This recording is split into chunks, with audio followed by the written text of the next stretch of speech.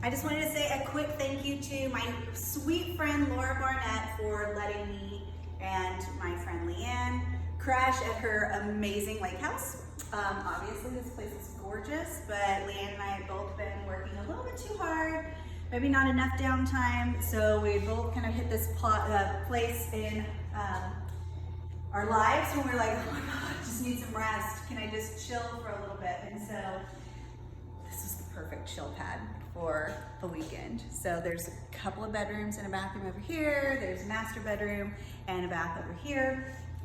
Great place to just hang out. Yes, it's beautiful, yes, but this is the showstopper. What? Nuh-uh. What? So yeah, we did yoga here and some meditations here. And we just listen to the water. And you guys, it is so calm and so peaceful out here. And we're laying here doing like a relaxing meditation and stuff. It really, it's like you close your eyes and you sound like you're by the ocean, for real. And best part, it is like an hour to hour and a half drive just outside Dallas. Easy drive. You feel like you have traveled to another state. I swear this place is on Cedar Creek Lake in Toole, Texas, and it's like this little hidden gem.